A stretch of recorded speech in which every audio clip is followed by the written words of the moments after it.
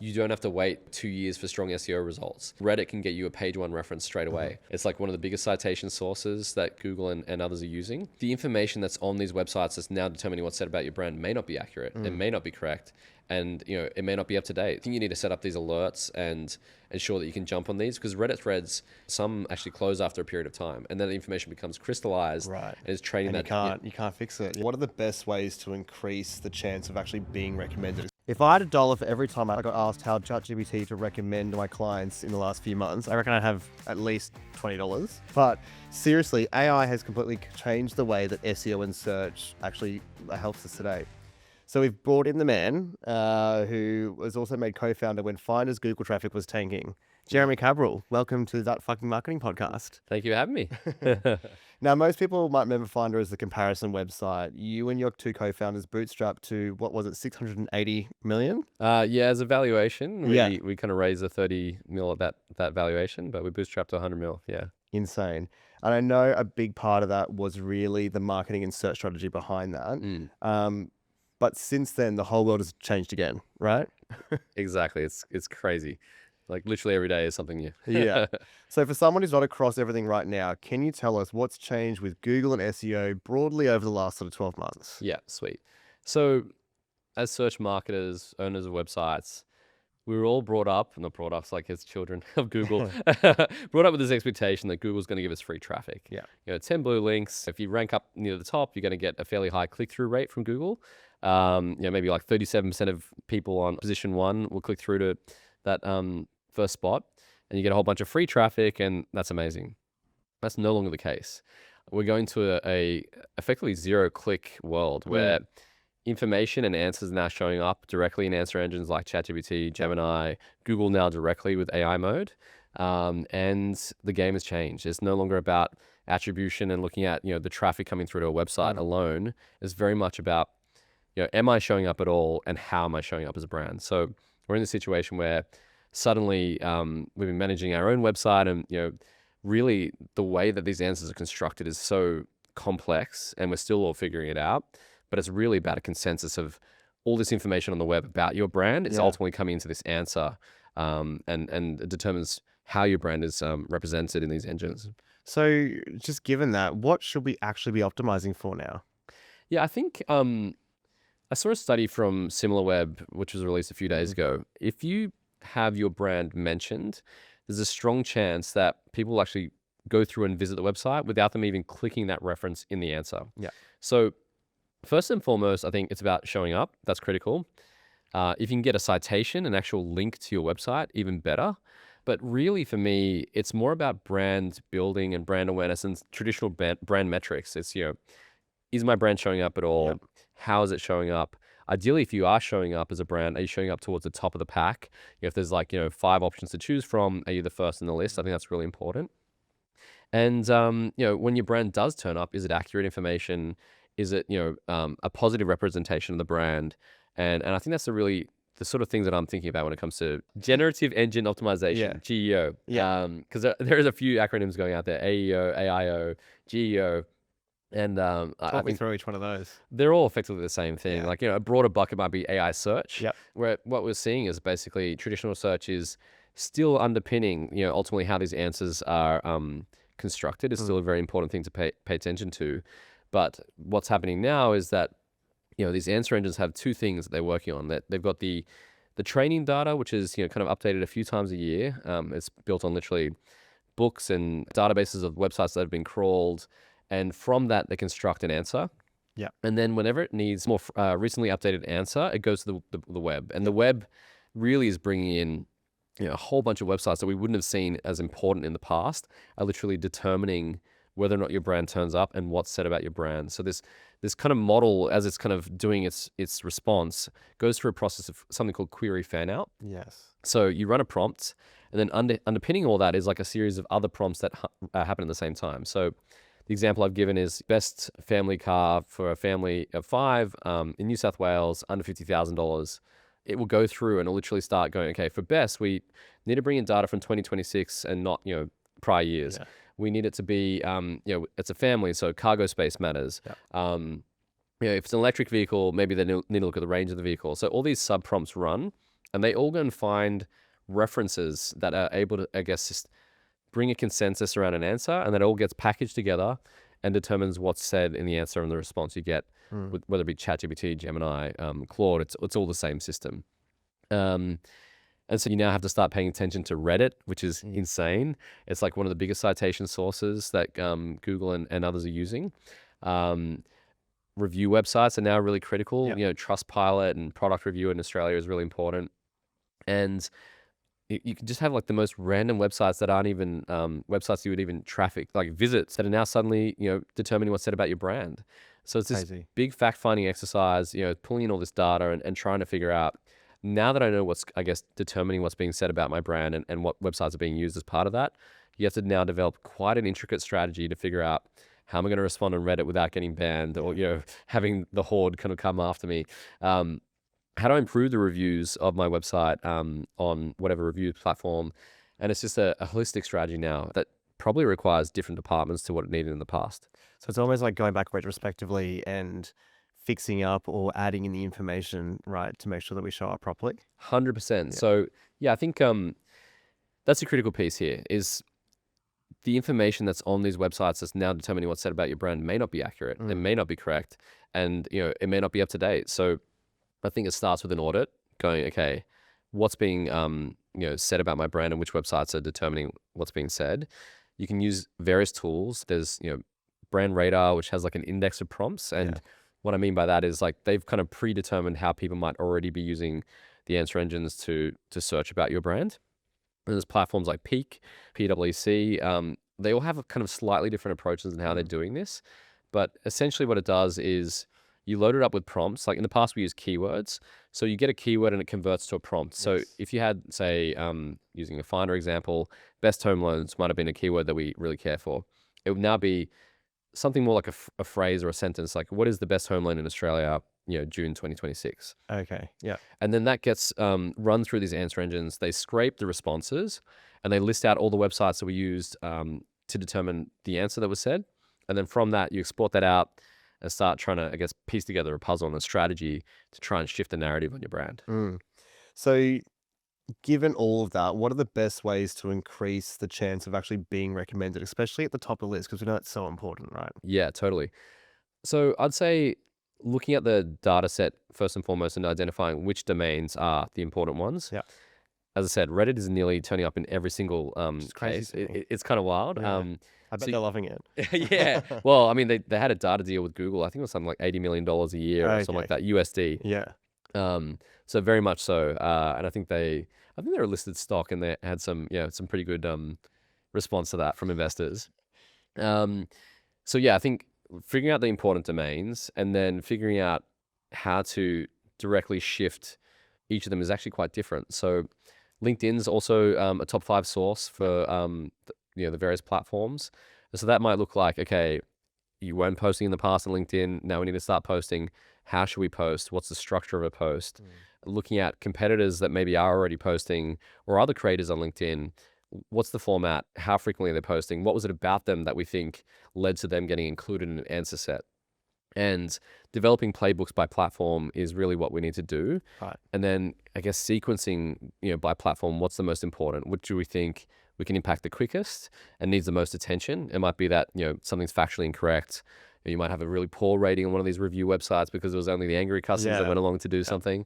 And you just need a different playbook for each. And it does very much look like digital PR nowadays as well as a really critical lever. Finding out, which websites are, I guess, referencing my brand in a list. If you're going back to that best home example, in a prompt like, what is the best home loan? What we're actually seeing is comparison websites are playing a massive role now for the various brands because you've got a list where if you're in a listicle and you're included as one of the great options to choose from, if there's consensus and a whole bunch of comparison websites are including your brand in that list, the large language models go, okay, cool, this is the correct answer. We're going to include that and include your brand in that list, hopefully in an order that, is reflective of what is truly best. By number of mentions, like is it ranking you or is it? It sometimes is a big factor, but often, I saw an example the other day where it's like 2 or 3 brands were referenced in the list, and then at the bottom it said, others worth noting are, and it listed 1, 2, 3, and Yeah.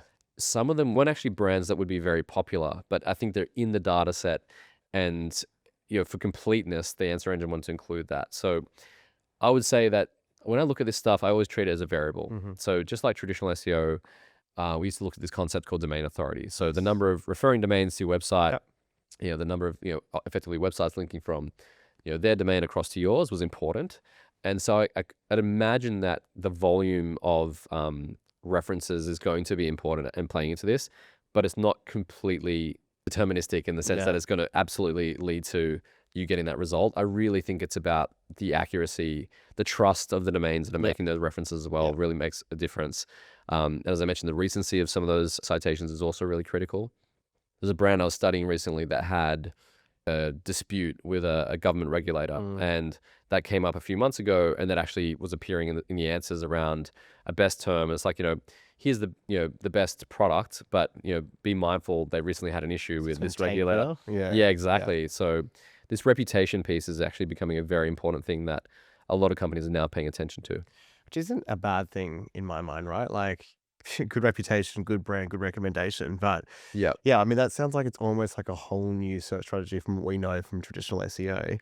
How do we track whether or not we're showing up in the right places? Yeah, so I would say that a lot of people are paying attention to ChatGPT, but Google still is the winner by far. And the fact that they now shifted from a traditional search box to literally it is Yeah, it's like it's changed. ChatGPT. Yeah. That AI mode is effectively able to be an answer. And you can kind of keep iterating on it and start replying to that as if it were a ChatGPT like experience. So I'll say Google's still number one. You need to track Google. You need to track AI overviews, AI mode, and traditional search. Yeah. AI overviews is kind of the lead up to this whole moment where you'd have this answer block at the top of a search result, and you could kind of click off to the website that had the reference. Yes. But now it's more dynamic, and it's more like a ChatGPT like experience. It almost takes over the whole page now, doesn't it? Yeah. Literally, yeah. And I'd imagine at some point that's probably where it goes to. The URL bars even change in Chrome, where it's effectively leading towards these chat experiences.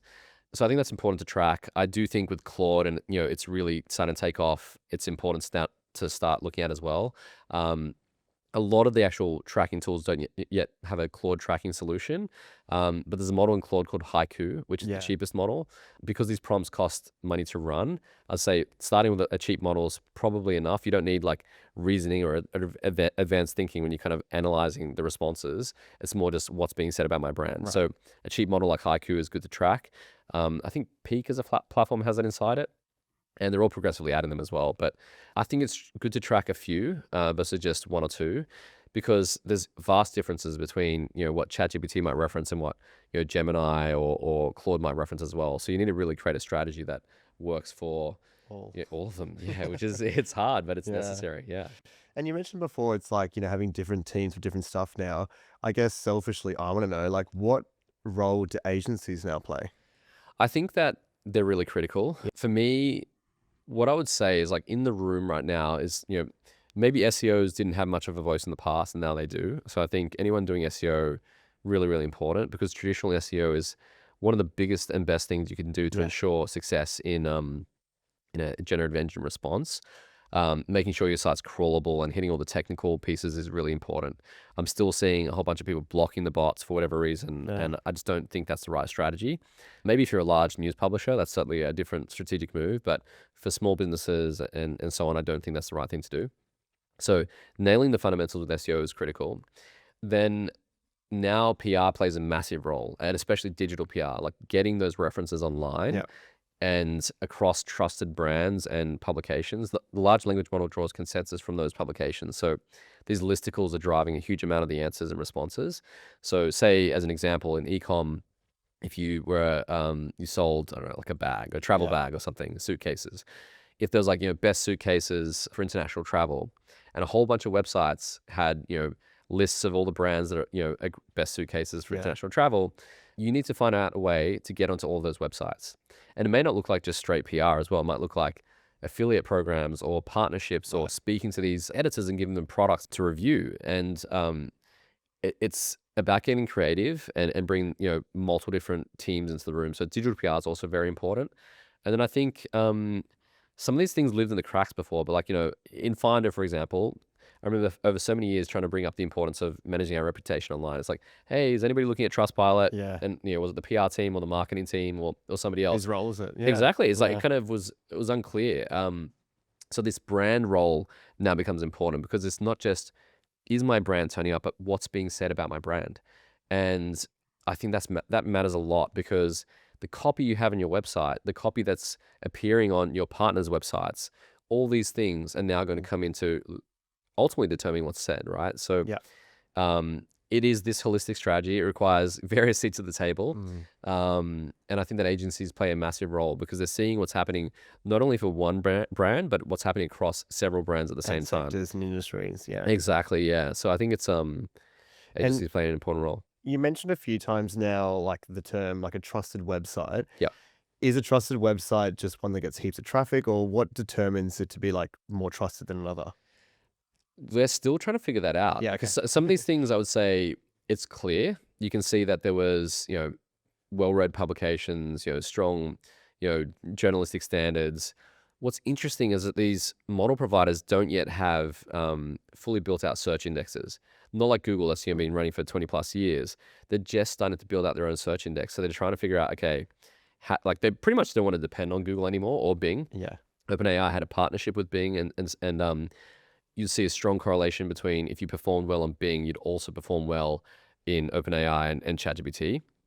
So really what's happening now is they're trying to build their own search indexes, their own search teams, and are crawling the web themselves. And so imagine if you're OpenAI and trying to build out this search team from scratch, there's a whole bunch of things that don't yet exist. Like you can probably spam these engines right now without getting picked up on with, some of those tactics right at this Yeah. point. And I think for me, as that evolves and as their engines evolve, more rules will come about and there'll be different ways of, I guess, getting things to work and not. But at this point, it's quite nascent. It's early days. Yeah. So, what sort of questions should people be asking of their marketing teams or agencies to help set all this up for them? Because it's a whole new thing. Yeah. So I think first and foremost, have we done a crawl of the website with all the bots? Can the bots see our website? Is there anything that's loading in JavaScript, where there's something, in rendering a web page. So when it loads up on your screen, you can have something served client side or server side. Mm. Client side rendering is where something like JavaScript is used to show the result on the screen, show the actual information. And a lot of the large language model crawlers can't actually read JavaScript. So if your information is showing in JavaScript, it won't be read and it won't be then turning up in the answers. So that's critical. Getting that technical foundation is the first piece. Then I think from there, asking, okay, have we got prompt tracking in place? What are the prompts we're tracking? Is it, something where we are looking for a cross section of the business, or is it about, what's important to the organization and what, because there's so many prompts to track. Yeah. And these tools are quite expensive. So you got to be careful that you're not loading it up with thousands of prompts. It's got to be, in my view, more of a cross section and, looking at various service types, some reputational prompts, and, trying to understand how your brand looks versus competitors. So, competitor A versus competitor B, and seeing what turns up in an engine. Like, how does it justify Yeah. one brand over another? What are the sources it's bringing in to come up with that answer? So, yeah, I think that's really important. So now that we're getting more answers from these LLMs and these, generative AI tools, what should we be doing to stay top of mind? To stay top of mind, I think the piece on digital PR really matters. Yeah. I think that you need to build a PR program where you're constantly finding a way to get in the media. I always say that in order to get in the news, you need to do something new. That's how it Yes. works, right? So working backwards from that, one of the easiest things you can do is data-led PR. Data-led PR looks like commissioning some research, finding a way to get that research to produce an interesting headline that's going to be relevant to a publication that you're targeting. And I think if you can build out this kind of program where you might run 3 to 5 survey questions a month initially, you can really build a data-led PR engine that leads to huge amounts of success. And so I think that's the first thing.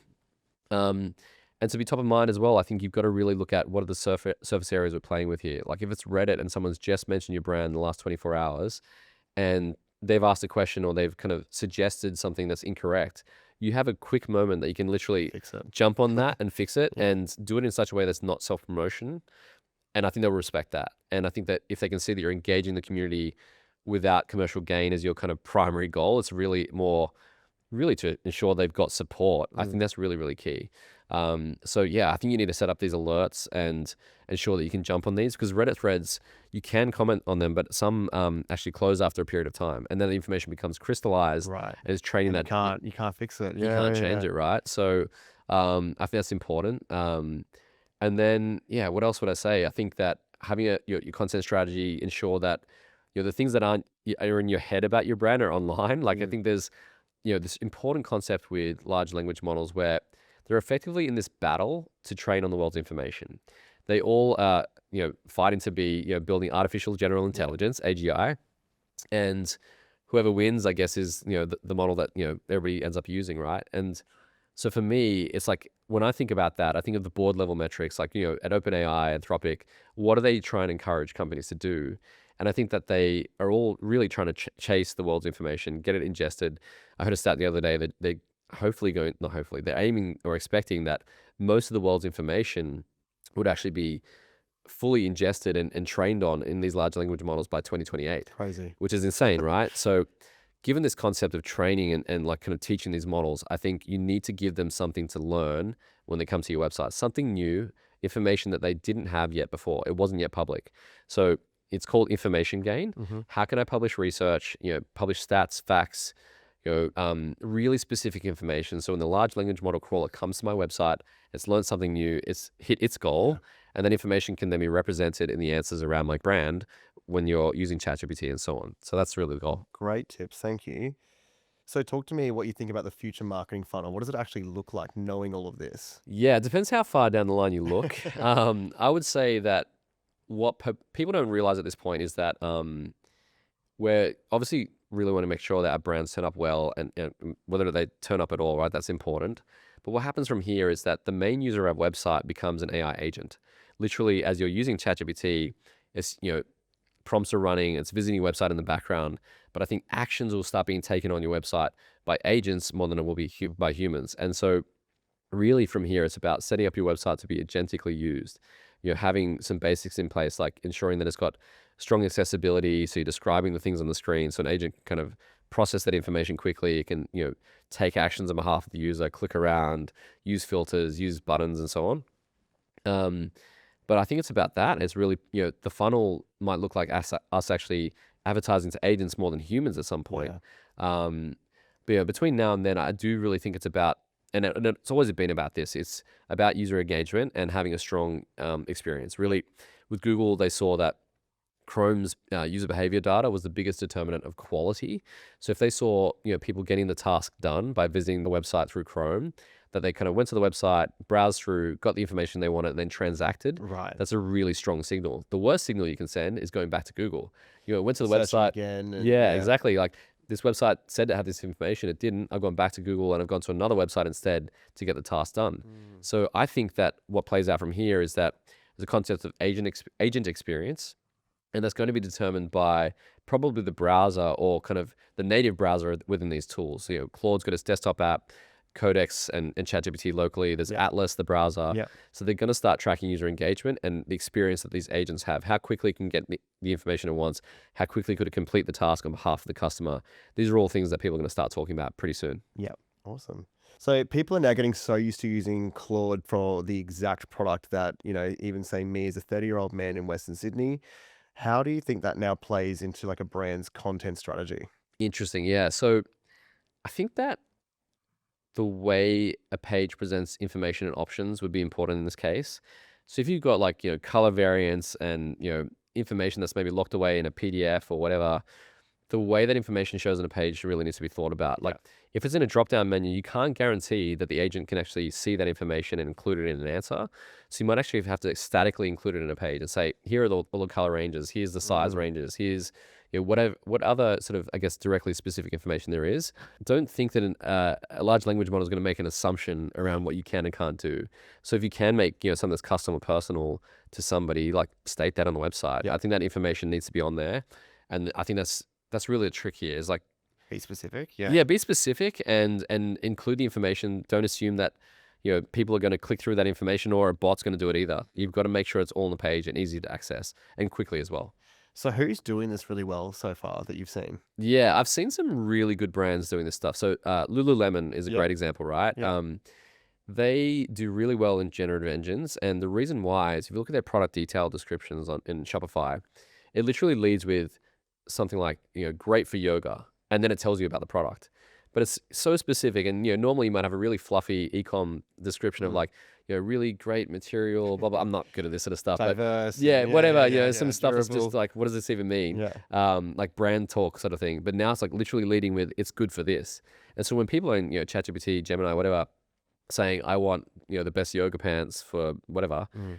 it's got a great chance of showing up because all of its products now are quite specifically referenced Yeah. and around what they're good for. So I think that's a really good So brand. are they kind of ahead of the curve, or they've deliberately done that, or They've deliberately yeah, done that. okay. Yeah. It's a specific strategy they've done, and it's working really well for them. Awesome.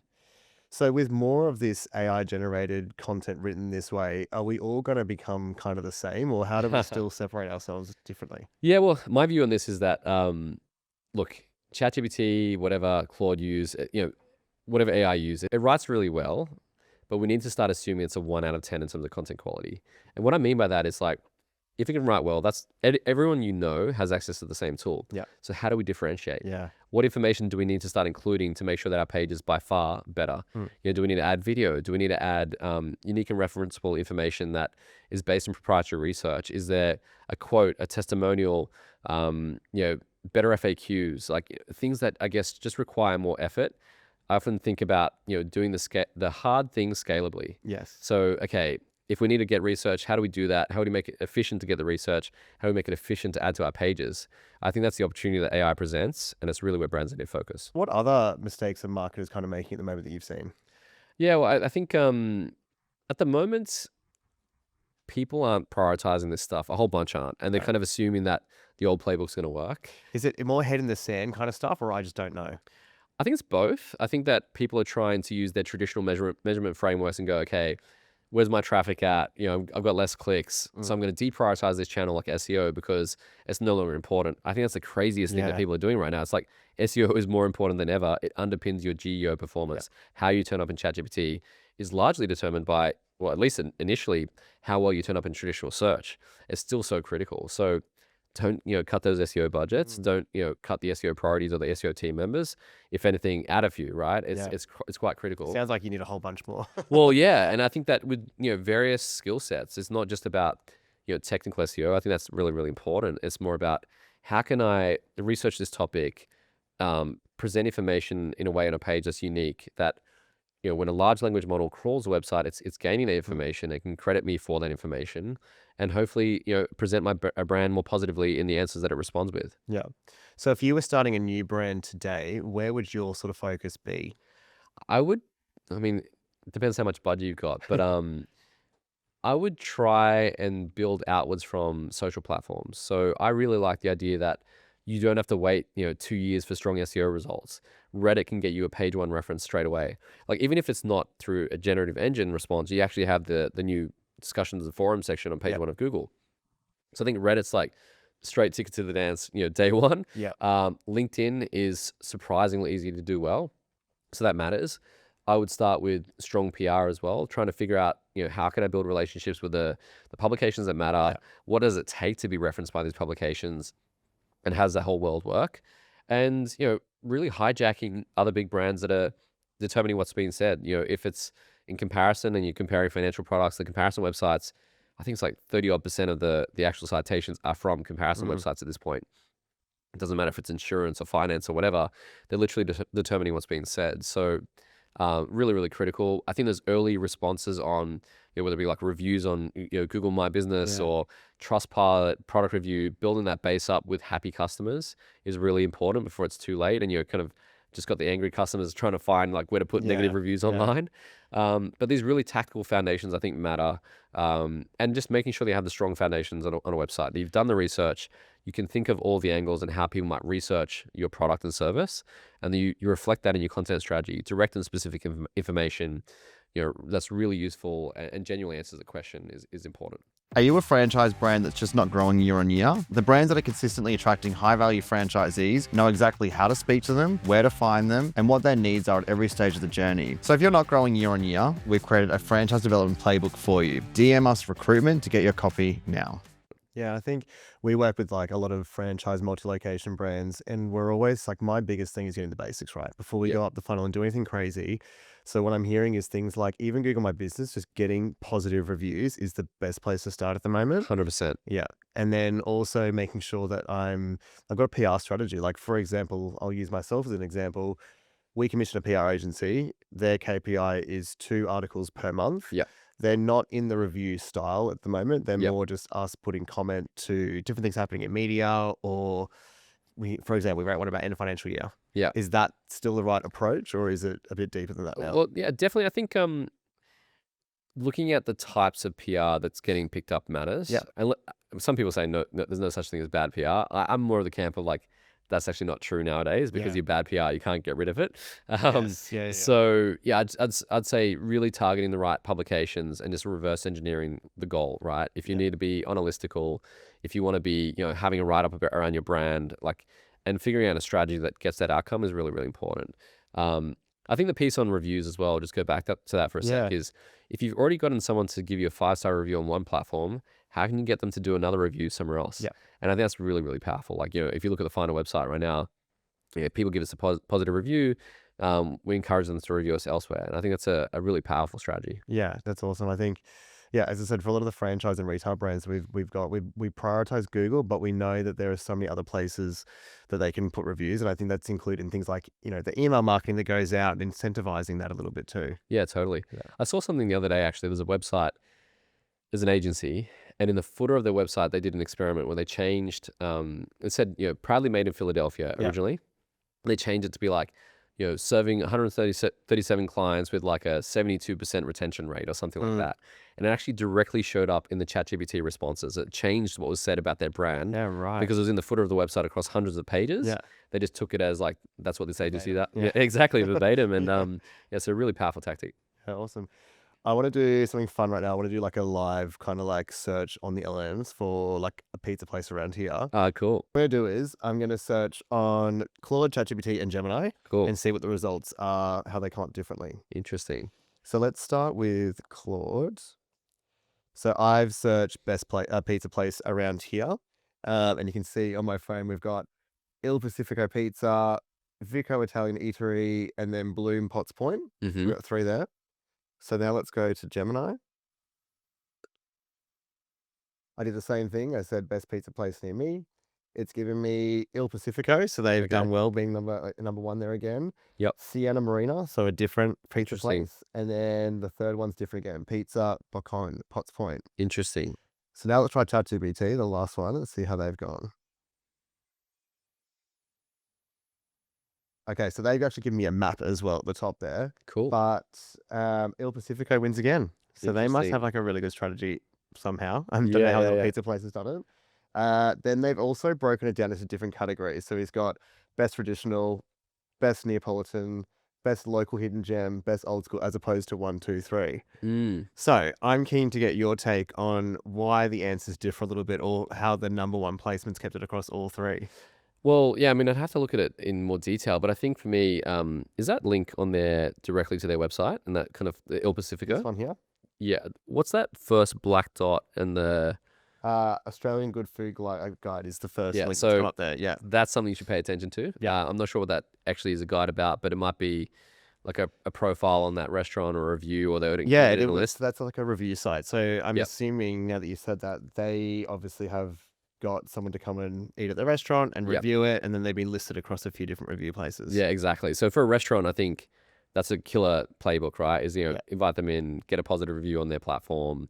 That all really matters. And, it's interesting to look at the data as well, because I saw some data this morning where Facebook videos were actually being pulled in for brands. Right, okay. Where someone's like, best, pizza in whatever, like that wasn't the example, but best pizza in Piedmont, say. Yes. And if someone's put up a video and it's on a Facebook page for like Piedmont locals, that's a really good and strong citation, right? So I think really what I'd do in this case is grab those prompts, put them into a tool like Peak or Brand Radar. They often have a free trial. You can like go through and check it out.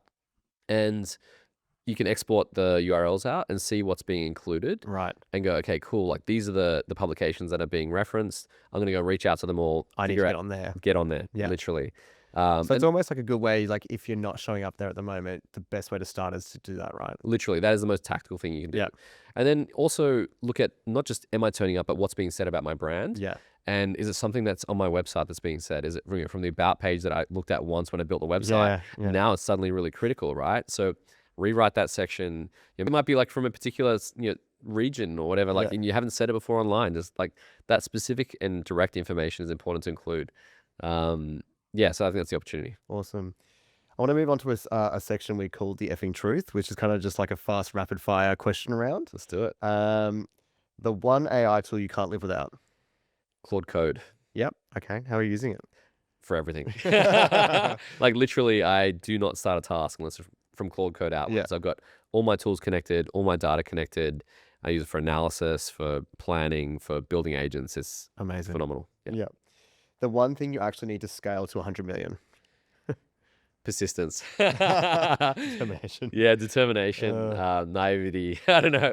No, I think it's just like a flywheel actually is the answer. You need a flywheel, something you can do repeatedly that produces an expected result. And if you spin it faster, for me in SEO, look like, publish a page, get links to it, promote it with, PR, run ads of that page, and just do that continuously. Find a new keyword, do another page.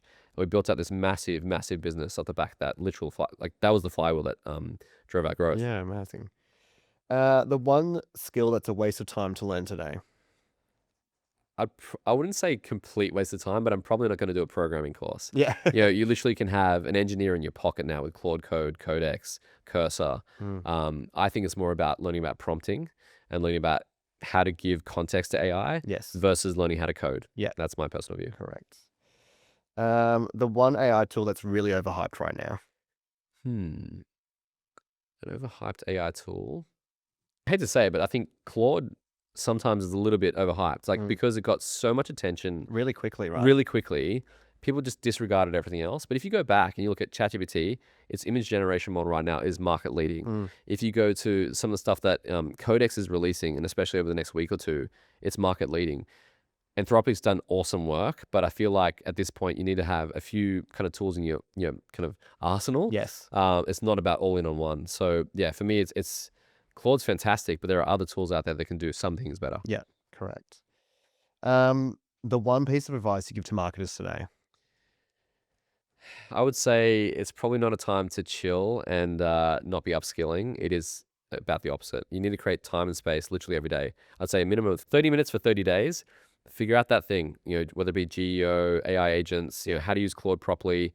This time right now is critical. It's going to determine, in my view, success or failure in your career over the next 12 to 18 months.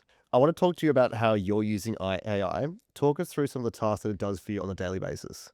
Yeah, so I start my day with an inbox sweep. So I look for emails that need a response, and literally my AI will look at them, draft a response on my behalf, pulling in information from various sources, whether it be transcripts from my Google Drive or other context that I've given it.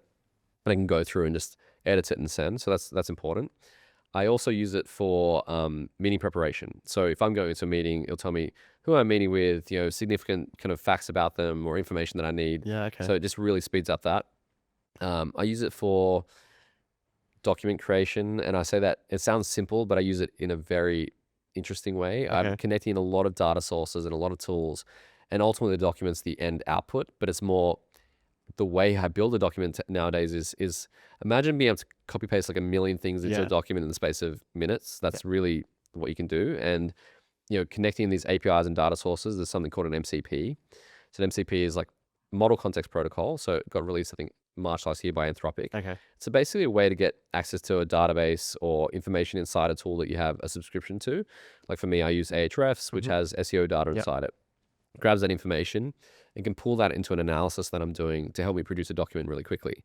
So bringing in those connectors and MCPs, I think, to create documents saves a huge amount of time and improves the quality of analysis and I guess reports that I'm able to produce. And then I use it for, reminding me who I'm accidentally ghosting. Which haven't I Literally, replied to? yeah, I created this little app called Ghostbuster. So That's it's so like, cool, you yeah. know, you haven't replied to this person for 3 days, and it's like, Oh oh my God. geez. And so I've got my WhatsApp connected, so I can draft a message Yeah. and get me to send it. So I think a yeah, lot of pretty people cool. need that. Oh man, it's the coolest thing I did was connect WhatsApp to my Claude Code. I have not done that yet. It, Yeah. It's, I mean, it's not for everyone because Yeah. you know there's maybe some risk in doing that, but you can synthesize WhatsApp chat groups. My wife's business has basically about 7 or 8 WhatsApp groups, and I Yeah. literally pulled all the chats. I think it was about 7 or 8,000 of them. Produced an operating manual for her business in about 20 minutes. It's Wow. Yeah. insane. Yeah. Yeah. And it's so specific. It's not like a general thing. It literally pulls out direct and specific information, and yeah, it's pretty cool. That's insane. What's been like the absolute biggest unlock for you with AI? Well, I think I mentioned Claude Code before. The fact that I can build whatever I want to at this point without having to speak to an engineer is the most remarkable thing. Yes. I literally just have to imagine it, describe it with natural language, and it can be built. And I think that's the opportunity right now that a lot of people are looking at Claude using Cowork maybe, but not many using Claude Code. And I think Claude Code is the most magical tool. You literally, when connected with various APIs, you can go and build a website, design a website, connect it up with Stripe payments. Like all these things would have taken so much time to do. I literally did this last night for a website in 20 minutes. Yeah. Like built a landing page, connected up a Stripe account, built a form that pushed into a Notion database. It is so fast to do. So for me, I think people need to learn Claude Code. If you're not learning Claude Code and you've got ChatGPT, download Codex. Yes. They're both as good as each other. It's like, oh, close enough. And just get coding because I think it's possible. Get Once you into it. Yeah, literally. How do you think AI is going to change marketing teams like tomorrow? It's a good question. I think the way I think about teams is like, I'm not the sort of person that's like, let's go with less people. I'm more like, how can we get to our team doing more and raising the ambition?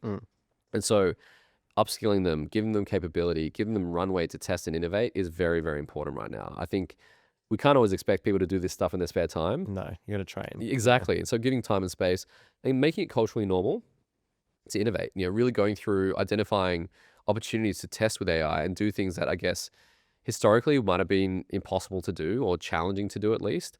You don't need huge amounts of budget anymore. You just need persistence. Like, you need to put in that prompt and, keep refining it, giving it feedback until you get to the result. And you'd be surprised what you can do in a few hours. Like normalize it within the workspace, right? And Legit. Yeah. people make mistakes, try it out. Yeah. That's the opportunity. I feel like today we've got a pretty good in-depth sort of understanding of it. I've learned a lot. But how do people stay up to date with this? Like, what is the best way to keep, AI changes every week. How do we keep up with it? Look, I think there's a lot of AI creators out there. Yeah. I'm certainly putting out a bunch of content on my Instagram. So that's helpful. You hopefully don't have to comment to get access to all of them. That's like the most annoying I know. thing. And It's LinkedIn, terrible. Instagram, it's like, I don't want to comment that. I know, right? So I think I put a LinkedIn post out lately. Recently, it was like 17 guides without having to comment. So you can check that one out. That's a good idea. Yeah. And if you're an executive or a founder, I built something called Executive Arc, and basically a group where we catch up once a week and we're sharing playbooks, sharing, from pretty cool speakers, people that are either founder level or running functions inside businesses. It's designed to be like just a practical playbook, a practical kind of network that you can learn from. Yeah. Awesome. So you mentioned your Instagram. Let's let everyone know where they can find you. I actually don't. I think my Instagram handle is Jeremy J. Cabral. Yeah, it is Jeremy J. Cabral. I'm not. We'll put it in the show notes anyway. Yeah, exactly. Yeah. I only really went from private to public, probably, I don't know, about 6 months ago. Yeah, okay. And I'm about to crack 10K followers. So, Look at yeah, that. it's doing pretty good. Yeah. LinkedIn, you can find me, Jeremy Cabral. I've got jeremycabral.com, my Yep. website, for growth advisory inquiries. And yeah, that's me. Awesome. Thank you so much for today. Likewise. Thank you.